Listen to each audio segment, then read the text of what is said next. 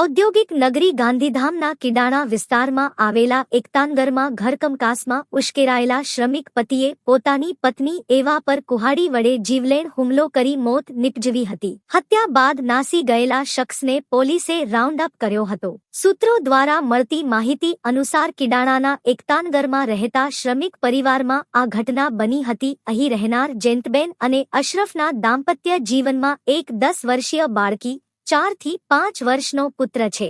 આ બંને શ્રમિક જેમ તેમ કરીને પેટીયું રળતા હતા. બંને વચ્ચે જમવા, બાળકોની સાર સંભાળ સહિતના મુદ્દે કંકાસ થતો હોવાનું પોલીસ સૂત્રોએ બતાવ્યું હતું. ગત મોડી રાત્રે આ ઝઘડાએ ઉગ્ર રૂપ ધારણ કર્યું હતું. 2 બાળક સાથે મહિલા ખાટલા પર સૂતા હતા ત્યારે ઉશ્કેરાયેલા અશરફ લંઘાએ ઘરમાં રહેલી ધારદાર કુહાડી ઉપાડી મહિલાને માથામાં ઘા ઝીંકતા મહિલાનું મોત નીપજ્યું હતું. સવારે બંને બાળક જાગી જતા અને પોતાની માતાને જગાડવા જતા લોહી દેખાયું હતું અને રાડારાડ કરતા બાળકો બહાર દોડી ગયા હતા અને આસપાસના લોકોને જાણ કરી હતી. વહેલી સવારે 112માં ફોન કરી બનાવની જાણ કરાઈ હતી. બનાવ સ્થળે જઈ પોલીસે તપાસ હાથ ધરી નાસી ગયેલા શખ્સને રાઉન્ડ અપ કરી લીધો હોવાનું સામે આવ્યું હતું. પિતાના હાથે માતાની હત્યા બાદ બાળકોએ માતાની છત્રછાયા ગુમાવી હતી. મહિલાની લાશને પીએમ માટે લઈ જવાઈ હતી. પોલીસે ફરિયાદ નોંધવા સહિતની